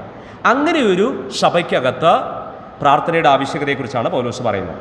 ഇനി നിങ്ങൾ തിമോഥെയോസിൻ്റെ 1-ാം ലേഖനം 6-ാം അധ്യായം 3 മുതൽ 5 വരെയുള്ള വാക്യങ്ങൾ വായിച്ചു കഴിഞ്ഞാൽ, നമ്മുടെ ഈ പഠിക്കുന്ന ലേഖനത്തിൻ്റെ 6-ാം അധ്യായം 3 മുതൽ 5 വരെയുള്ള വാക്യങ്ങൾ വായിച്ചു കഴിഞ്ഞാൽ അവിടെ ഒരു കൂട്ടരെക്കുറിച്ച് കാണുന്നുണ്ട്. വേഗത്തിലൊന്ന് വായിക്കാമോ 3 മുതൽ 5 വരെയുള്ള വാക്യങ്ങൾ? നമ്മുടെ കർത്താവായ യേശുക്രിസ്തുവിന്റെ പത്യവചനവും ഭക്തിഗതോപദേശവും അനുസരിക്കാതെ അനദ്യോപദേശിക്കുന്നവൻ ഒന്നും തിരിച്ചറിയാതെ തർക്കത്തിന്റെയും വാഗ്വാദത്തിന്റെയും ഭ്രാന്തി പിടിച്ചു ചേർത്തിരിക്കുന്നു. അവയാൽ അസൂയ, ഷണ്ഡ, ദൂഷണം, ദുസ്സംശയം, ദുർബുദ്ധികളും സത്യത്യാഗികളുമായ മനുഷ്യരുടെ വ്യർത്ഥവാദം എന്നിവ ഉളവാകുന്നു. അവർ ദൈവഭക്തി ആദായ സൂത്രം എന്ന് വിചാരിക്കുന്നു. ഓക്കെ, അവർ ദൈവഭക്തി ആദായ സൂത്രമെന്ന് വിചാരിക്കുന്നു. ഒന്ന്, നമ്മൾ നേരത്തെ കണ്ടു, സഭയ്ക്കകത്ത് വിശ്വാസികൾ അവജ്ഞയോടെയാണ് മുന്നോട്ട് പോകുന്നത്, ദൈവഭക്തിയില്ല, അതുമാത്രമല്ല കലഹമാണ് അതിനകത്തുള്ളത്. അങ്ങനെ ഒരു അരക്ഷിതാവസ്ഥ സഭയ്ക്കകത്തുണ്ട്. അതിനോടൊപ്പം സഭയ്ക്കകത്ത് ചിലർക്ക് ദൈവഭക്തിയെ ആദായ സൂത്രമെന്ന് വിചാരിക്കണം. എന്ന് പറഞ്ഞാൽ സഭാ ട്രഷറിക്കകത്ത് ഇവർ കൈകടത്തിയിട്ടുണ്ട്. അതുകൊണ്ടാണ് പൗലോസ് 10-ാം വാക്യത്തിൽ പറയുന്നത്, നോക്കുക, ദ്രവ്യാഗ്രഹം സകലവിധ ദോഷത്തിനും മൂലമല്ലോ, ഇത് ചിലർ എന്ത് ചെയ്തു എന്നാ കാക്ഷിച്ചു. സഭയ്ക്കകത്ത് ഓൾറെഡി ചിലർ ഇത് കാക്ഷിച്ചിട്ട് ബഹുദുഃഖങ്ങൾക്ക്, വിശ്വാസം വിട്ടൊഴുന്ന ബഹുദുഃഖങ്ങൾക്ക് അധീനരായിത്തീർന്നു. അപ്പോൾ സഭയുടെ പശ്ചാത്തലം ഞാനൊന്ന് വിശദീകരിക്കുകയാണ്. ഈ പശ്ചാത്തലത്തിലാണ് നമ്മൾ ഈ പുസ്തകം പഠിക്കേണ്ടത്. ഓക്കെ, 1-ാമത്തെ അധ്യായത്തിൽ ദുരുപദേഷ്ടാക്കന്മാരെ നമ്മൾ കണ്ടു, അവരുടെ വായ അടപ്പിക്കണമെന്നൊക്കെ പറഞ്ഞു. അവർ നിമിത്തം സഭയിൽ ഇപ്പോൾ എന്തൊക്കെയാണ് സംഭവിച്ചിരിക്കുന്നത്? സഭയിൽ വല്ലാത്ത കലഹമാണ്, അവജ്ഞയോടെയാണ് വിശ്വാസികൾക്ക്, ഒരു ഗൗരവമില്ലാതെയാണ് വിശ്വാസികൾ ജീവിക്കുന്നത്. അങ്ങനെ ഒരു കാലഘട്ടത്തിലാണ് പൗലോസ് ഈ ലേഖനം തിമോഥെയോസിന് എഴുതുന്നത്. അതുമാത്രമല്ല, ദുരുപദേഷ്ടാക്കന്മാർ ധനമോഹികളാണ്, അവരുടെ പിന്നാലെ പോയവർ ചിലർ വിശ്വാസം വിട്ട് ബഹുദുഃഖങ്ങൾക്ക് അധീനരായി തീർന്നിരിക്കുക. ഇനി അതുമാത്രമല്ല, അവർ സഭയിലെ സ്ത്രീകളെ സ്വാധീനിച്ചു.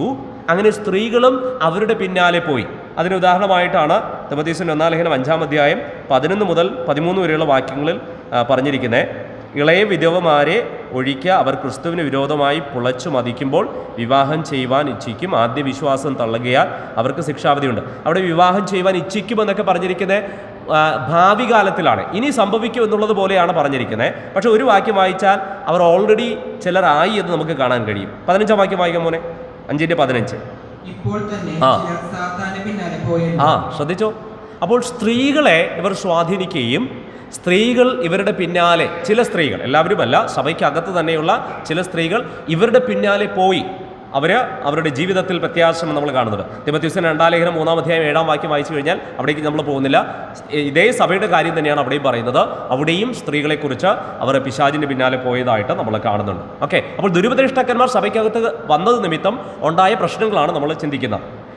ഇനി 3-ാം അധ്യായം 1 മുതൽ 13 വരെയുള്ള വാക്യങ്ങൾ വായിച്ചു കഴിഞ്ഞാൽ അവിടെ തിരുത്തൽ വളരെ ആവശ്യമായ സഭയിൽ പുതിയ നേതൃത്വത്തിൻ്റെ പോലും ആവശ്യകത തെളിവായിരിക്കുന്നു.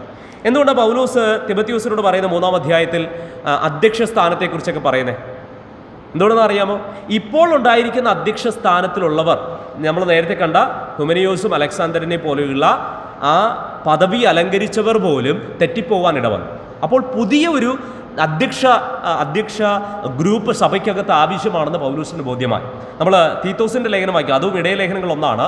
പൗലോസ് തിമോഥെയോസിനോട് പറയുന്നത്, ക്രേത്തയിൽ ഞാൻ നിന്നെ വിട്ടേച്ചു പോയത് ശേഷിച്ച കാര്യങ്ങൾ ക്രമത്തിലാക്കേണ്ടതിനും മൂപ്പന്മാരെ പട്ടണം തോറും ആക്കി വെക്കേണ്ടതിനുമാണെന്ന് നമ്മളവിടെ വായിക്കുന്നുണ്ട്. അപ്പോൾ അവിടെ മൂപ്പന്മാരെ ആക്കി വെക്കണമെന്ന് പ്രത്യേകിച്ച് എടുത്തു പറയുന്നുണ്ട്. അവിടുത്തെ പശ്ചാത്തലം എന്ന് പറയുന്നത് ഒരു പുതിയ സഭയിൽ മൂപ്പന്മാരെ ആക്കി വെക്കുക. എന്നാൽ എഫെസോസിലെ സഭ വളരെ പഴയ സഭയാണ്. അതിനകത്തുണ്ടായിരുന്ന മൂപ്പന്മാർ പോലും തെറ്റിപ്പോകുവാൻ ഇടയായിട്ട് വന്നു. അപ്പോൾ അവരെ മാറ്റേണ്ട ഒരു ഉത്തരവാദിത്വം പൗലോസിന്റെ മേൽ വന്നപ്പോൾ പൗലോസ് അവരെ പിശാചിനെ ഏൽപ്പിക്കുകയും പുതിയൊരു നേതൃത്വത്തെ തിരഞ്ഞെടുക്കുവാനായിട്ട് തിമോഥെയോസിന് ഉത്തരവാദിത്വം കൊടുക്കുമ്പോൾ ആ ലിസ്റ്റിൽ പെടുന്നവർ എങ്ങനെയുള്ളവരായിരിക്കണമെന്നാണ് പൗലോസ് വ്യക്തമാക്കുന്നത്. അതുകൊണ്ടാണ് 3-ാം അധ്യായത്തിൽ അധ്യക്ഷ സ്ഥാനത്തെക്കുറിച്ച് വരെ പറഞ്ഞിരിക്കുന്നത്. അപ്പോൾ പ്രാർത്ഥനയുടെ ആവശ്യകത എന്താണെന്ന് മനസ്സിലായി കാണുമെന്ന് കരുതുകയാണ്. എന്താ പ്രാർത്ഥനയുടെ ആവശ്യകത? 3-4 കാര്യങ്ങൾ ഞാൻ വേഗത്തിൽ പറഞ്ഞത് ഒന്നുകൂടെ ഞാൻ ആവർത്തിക്കാം. എന്താ അവിടെ പറഞ്ഞിരിക്കുന്നത്? ദുരുപദേഷ്ടാക്കന്മാരുടെ ഉപദേശം സഭയെ വിവിധ നിലകളിൽ ബാധിച്ചു. ഒന്ന്, സഭയിലെ നേതൃത്വം വിശ്വാസികളും വിമർശന സ്വഭാവമുള്ളവരായി ദൂഷണം പറവാൻ മടിയില്ലാത്തവരായി തീർന്നു. 2, വിശ്വാസികൾ അഭക്തിയും അവജ്ഞയും വർദ്ധിച്ചു. അതുമാത്രമല്ല സഭയിൽ കലക്കവും അസ്വസ്ഥതയുമുണ്ട്. അതുമാത്രമല്ല ദുരുപദേഷ്ടാക്കന്മാർ ധനമോഹികളായി അവരുടെ പിന്നാലെ ചിലരെ അവർ വലിച്ചുകൊണ്ടുപോയി. സഭയിൽ സ്ത്രീകളെ സ്വാധീനിക്കുന്ന നിമിത്തം ചിലർ പിശാചിന് പിന്നാലെ ഓൾറെഡി ആയിരിക്കുകയാണ്. സഭയിലെ നേതൃത്വത്തിന് പോലും ഒരു മാറ്റം വന്നിരിക്കുന്നു. ഇങ്ങനെ ഒരു കാലഘട്ടത്തിൽ പ്രാർത്ഥനയുടെ ആവശ്യകത എത്ര വലുതാണെന്ന് പൗലോസ് സൂചിപ്പിക്കുകയാണ്. അതാണ് 2-ാം അധ്യായം 1 മുതൽ 7 വരെയുള്ള വാക്യങ്ങൾ. ഇനി ഈ ഭാഗം വായിക്കുമ്പോൾ ഇത് നിങ്ങളുടെ മനസ്സിലുണ്ടായിരിക്കുമെന്ന് ഞാൻ കരുതുകയാണ്. ഓക്കെ, ഇനി വേഗത്തിൽ അടുത്ത ഭാഗത്തേക്ക് വരികയാണ്. നമ്മൾ ഒരുപക്ഷെ ഇന്ന് പൂർത്തീകരിക്കാൻ കഴിഞ്ഞില്ലെങ്കിലും മാക്സിമം നമുക്ക് തീർക്കാൻ ശ്രമിക്കാം. ഓക്കെ, ഇനി 2-ാം അധ്യായം 8 മുതൽ 15 വരെയുള്ള വാക്യങ്ങൾ വായിക്കുമ്പോൾ സ്ത്രീ പുരുഷന്മാരുടെ സ്വഭാവ രീതിയും ഉത്തരവാദിത്തങ്ങളും നമ്മളവിടെ കാണുന്നുണ്ട്. അവിടെ പറയുന്നത് പുരുഷന്മാർ വിശുദ്ധ ജീവിതം നയിച്ചുകൊണ്ട് പ്രാർത്ഥിക്കുന്നവരായിരിക്കണം എന്നാണ് അവിടെ പറയുന്നത്. ഓക്കെ, അപ്പോൾ അവിടെ അവരുടെ വിശുദ്ധ ജീവിതം ഒന്ന് എടുത്തു പറയാൻ കാരണം പുരുഷന്മാർ, സഭയ്ക്കകത്തുള്ള പുരുഷന്മാരുടെ സ്ഥിതി അവിടെ പറയുന്നത് കോപവും വാഗ്വാദവും ഉണ്ടെന്നാണ്. അപ്പോൾ കോപവും വാഗ്വാദവും വിട്ടകുന്ന വിശുദ്ധ കൈകളെ ഉയർത്തി പ്രാർത്ഥിക്കണമെന്ന് അവരോട് പറയുന്നുണ്ട്.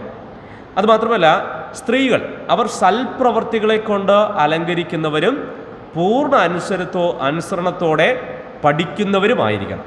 ഓക്കെ, അപ്പോൾ സഭയിൽ സഹോദരിമാരുടെ ഉത്തരവാദിത്വത്തെക്കുറിച്ച് അവിടെ പറയുകയാണ്. അവരുടെ ജീവിത രീതിയും അതുപോലെ തന്നെ അവരുടെ ഉത്തരവാദിത്വം, അവരെ സൽപ്രവൃത്തികളെ കൊണ്ട് അലങ്കരിക്കണം. അത് വിശദീകരിക്കുന്നില്ല, അത് നമ്മൾ പിന്നാലെ പഠിക്കുമ്പോൾ വിശദമായിട്ട് ചിന്തിക്കുന്നതായിരിക്കും. സൽപ്രവൃത്തികളെ കൊണ്ട് അവർ അലങ്കരിക്കുക. 2, അവർ പൂർണ്ണ അനുസരണത്തോടെ പഠിക്കുന്നവർ ആയിരിക്കണമെന്നാണ് അവരെക്കുറിച്ച് പറയുന്നത്. എന്തുകൊണ്ട് അത് പറയുന്നതെന്ന് അറിയാമോ? ഈ സഭയ്ക്കകത്ത് ദുരുപദേഷ്ടാക്കന്മാരുടെ പിന്നാലെ പോയ സ്ത്രീകൾ സഭയ്ക്കകത്ത് ഉപദേശിക്കാൻ തുടങ്ങി. അതുകൊണ്ട് അവരുപദേശിക്കാൻ പാടില്ല എന്നാണ് പറഞ്ഞത്. പലപ്പോഴും ഈ വാക്യമെടുത്ത് നമ്മൾ സഭയിൽ സഹോദരിമാരെ മിണ്ടാതാക്കാൻ വേണ്ടിയിട്ട് ഉപയോഗിക്കാറുണ്ട്. അങ്ങനെ ഒരു പശ്ചാത്തലത്തിലല്ല ഇത് ഉപയോഗിച്ചിരിക്കുന്നത്. സഭയിലെ പുരുഷന്മാരെ, സഹോദരന്മാരെ ഉപദേശിക്കാൻ സമൃദ്ധരായവരെ പോലെ എഴുന്നേറ്റ് വന്ന സഹോദരിമാരുടെ വായടപ്പിക്കാൻ വേണ്ടിയാണ് പൗലോസ് പറയുന്നത് സ്ത്രീ സഭയിൽ മിണ്ടാതിരിക്കട്ടെ, മൗനത്തോടെ ഇരുന്ന് പഠിക്കട്ടെ എന്നാണ് പറഞ്ഞിരിക്കുന്നത്. അങ്ങനെ പഠിക്കണമെന്ന് പറയുമ്പോൾ പൗലോസ് പറയുന്ന ഒരു കാര്യം എനിക്ക് വളരെ രസകരമായി തോന്നി. നമുക്ക് അവിടെ പറഞ്ഞിരിക്കുന്നത് 13-ാം വാക്യം, ആദാം ആദ്യം നിർമ്മിക്കപ്പെട്ടു, പിന്നെ ഹവ്വ. ഹൈറാർക്കി പറയുകയാണ്, ആദാമല്ല സ്ത്രീ അത്രേ വഞ്ചിക്കപ്പെട്ട് ലംഘനത്തിൽ അകപ്പെട്ടത് എന്നാണ് പറഞ്ഞിരിക്കുന്നത്. എന്ന് പറഞ്ഞാൽ ആദ്യ മനുഷ്യനായ ആദമിനെ ഉപദേശിച്ചു ആരാ? ഹവ്വയമ്മച്ചി. അതുകൊണ്ട് ആദാമും ലംഘനത്തിൽ പെട്ടു. ആരുടെ മേലാ പ്രശ്നമൊക്കെ കർത്താവ് ചുമത്തിയത്? ആദമിൻ്റെ മേലാണ്. പക്ഷേ ആര് ഉപദേശിച്ചിട്ടാ? സ്ത്രീ ഉപദേശിച്ചിട്ടാ. ആദ്യം നിർമ്മിച്ചതേ ആരാ? പുരുഷൻ. അപ്പോൾ ഹൈറാർക്കി നോക്കുമ്പോൾ, ആ ഒരു സിസ്റ്റം നോക്കുമ്പോൾ പുരുഷന് ദൈവം 1-ാമത്തെ സ്ഥാനത്തും സഹോദരിമാരെ 2-ാം സ്ഥാനത്തെന്നല്ല, അതിന് തൊട്ട് അവരോട് തുല്യരാണ് എന്ന് പറഞ്ഞാൽ ഹൈറാർക്കിക്കൽ സിസ്റ്റം എന്ന് പറഞ്ഞാൽ അതിനെന്താ നമ്മൾ പറയാൻ പറ്റുന്ന മലയാളത്തിൽ? ഹൈറാർക്കി എന്ന് പറയുന്നത് 1-ാം സ്ഥാനത്തും അതുപോലെ തൊട്ടടുത്ത സ്ഥാനത്തും എന്നുള്ളതുപോലെ ഒരു പ്രിൻസിപ്പൽ, അതിന് താഴെ ടീച്ചേഴ്സ്, അതിൻ്റെ താഴെ സ്റ്റുഡൻസ് എന്ന് പറയുന്നത് പോലെ ഒരു ഉത്തരവാദിത്ത ശ്രേണി നമുക്കവിടെ കാണാനായിട്ട് കഴിയും. അപ്പോൾ ആ ശ്രേണിയിൽ 1-ാമത്തെ ആൾക്കാരായിട്ടാണ് പുരുഷന്മാരെ പറഞ്ഞിരിക്കുന്നത്. അപ്പോൾ സഹോദരിമാർ മിണ്ടാതെ സഭയ്ക്കകത്ത് പഠിക്കുന്നവരായിരിക്കണമെന്ന് അവിടെ കാണുന്നുണ്ട്. അപ്പോൾ സ്ത്രീ പുരുഷന്മാരുടെ സ്വഭാവ രീതിയും ഉത്തരവാദിത്തങ്ങളുമാണ് അവിടെ പറഞ്ഞിരിക്കുന്നത്. ഓക്കെ, ഇനി അടുത്ത് നമ്മൾ ചിന്തിക്കുന്നത് 3-ാം അധ്യായം അതിൻ്റെ 14 മുതൽ 16 വരെയുള്ള വാക്യങ്ങളിൽ ഒരു സംക്ഷേപം അവിടെ പറഞ്ഞിരിക്കുകയാണ്. എന്താണ് നോക്കുക? സഭയിൽ നേരായി നടക്കേണ്ടതിൻ്റെ ആവശ്യകതയെക്കുറിച്ച് പറയുന്നതിനോടൊപ്പം നേരായ നടപ്പിന് ആവശ്യമായ ക്രിസ്തുവിനോടുള്ള ഭക്തിയെക്കുറിച്ചും ഓർപ്പിക്കുന്നു. നമ്മൾ 14-ാം വാക്യത്തിൽ ഞാൻ വേഗത്തിൽ നിന്റെ അടുക്കൽ വരുമെന്ന് ആശിക്കുന്നു, താമസിച്ചു പോയാലും. പൗലോസ് എന്തുകൊണ്ടാണ് സഭയ്ക്കകത്ത് സ്ത്രീ പുരുഷന്മാരുടെ ഉത്തരവാദിത്തത്തെക്കുറിച്ചും അവരുടെ ജീവിത രീതിയെക്കുറിച്ചും ഒക്കെ വിശദീകരിക്കാനുള്ള കാരണം? പൗലോസ് പറയുന്നത് ഞാൻ വേഗത്തിൽ വരുമെന്ന് ആശിക്കുകയാണ്, പക്ഷേ താമസിച്ചു പോയാൽ ദൈവസഭ എങ്ങനെ മുന്നോട്ട് പോകണമെന്ന് നിന്നോട് പറയാനായിട്ട് ആഗ്രഹിക്കുന്നു.